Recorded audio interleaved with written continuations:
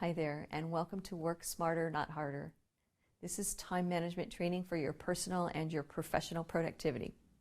I'm Margaret Maloney, and it is really my honor to lead you through this course. After you complete our time together, you are going to be able to describe the difference between productive versus unproductive work. You will know 3 ways a plan helps to make you more productive. You're going to learn how to break your work into manageable chunks. You're going to be able to determine your high priority tasks. You're going to learn the definition of work-life balance. And you'll know how you actually really, truly do spend your time. And also, you're going to learn how to estimate your work so you know how long it's going to take you to do things. You're going to identify your most and least productive times of day. This is really about you and you getting the most from your time. I hope that sounds good because it's time for us to get going, so let's go. I'm not going to promise you that after you finish this course, you will never work overtime again. But if you do the work in this course, you're going to find approaches that can support your personal and professional productivity. And when you do find yourself working overtime, you're going to be able to do so in a much more efficient manner.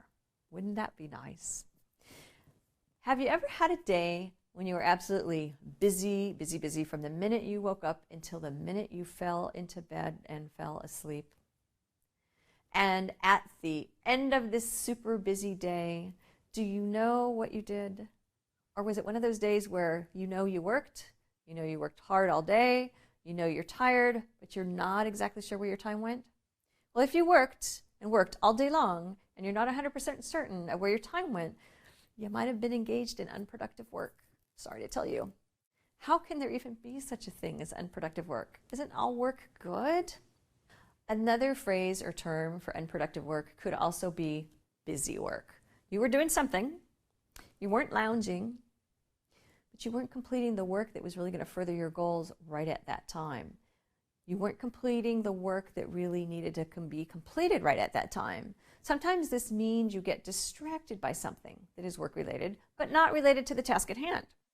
Maybe you start looking for some information that you do not need until later. Let's take a look. Consider the following scenario.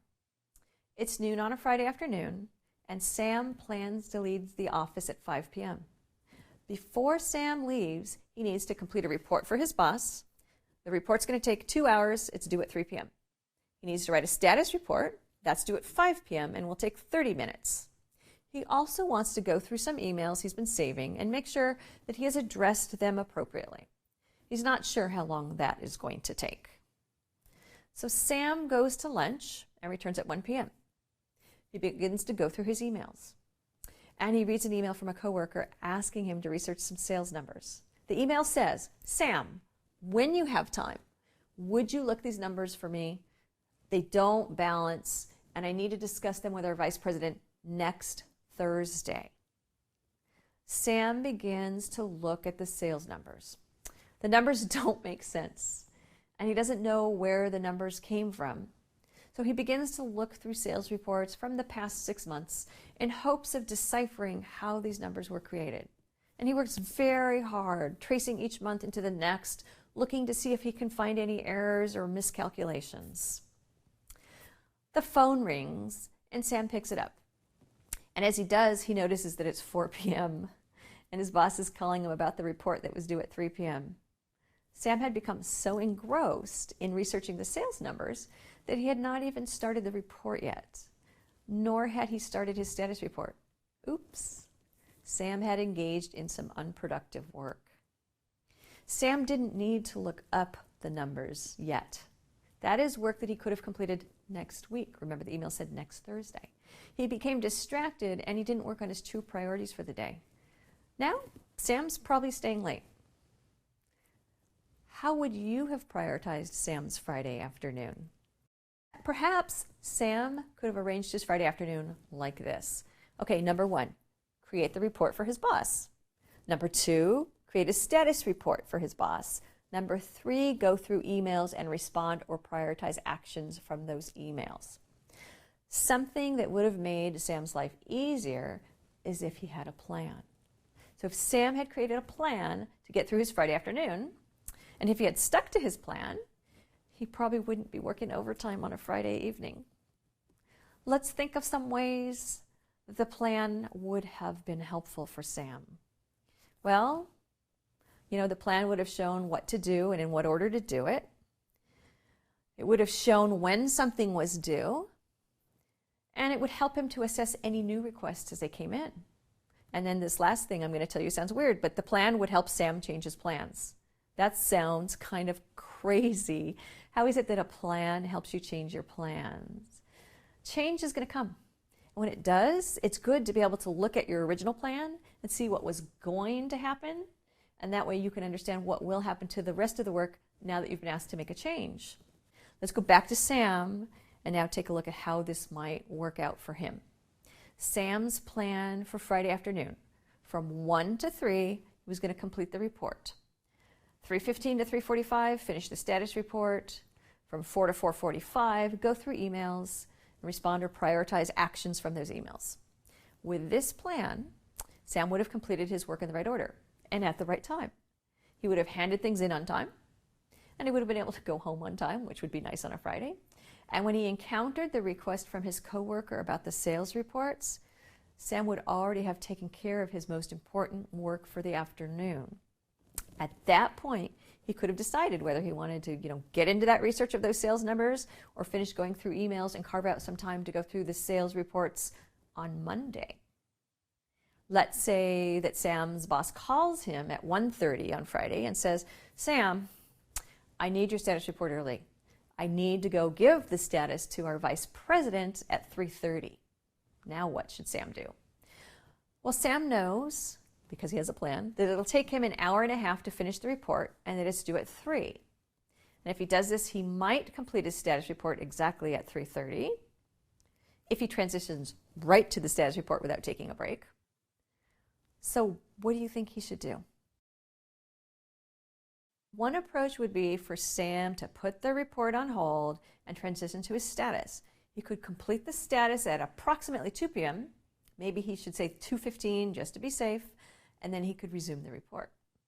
And if he does this, it would not be unreasonable for him to ask his manager if the 3 p.m. report could be turned in, say, at 3:45 or 4, and then this way he's able to make these suggestions because he has a plan. Each day, each week, have a plan. Know what you want to accomplish and what you need to accomplish. We've been discussing work, but it never hurts to have some plans for your personal time. Now, some people don't like the idea of planning their personal time. It's an individual call. It's your preference. And I'm not saying plan every minute of every day. I am suggesting that if you have something specific you want to accomplish, a plan is what's going to help get you there. There are all kinds of time management systems, and you can use them. I'm not standing here with a preference for one or the other. And the purpose of this course is not to sell you a time management system. Sometimes your employer will provide a time management system or send you to time management training. And if they do, go and pay attention and consider what is presented to you. It's possible that your employer has this preference for this specific system, and when this is true, it's really in your best interest to try to learn their system of choice. Otherwise, don't feel compelled to use a system just because everyone says it's the best system. The best system is the one that helps you to be productive and effective. That's really the bottom line. What really goes into your plan that's part of this system? Well, in many ways, your plan is your task list.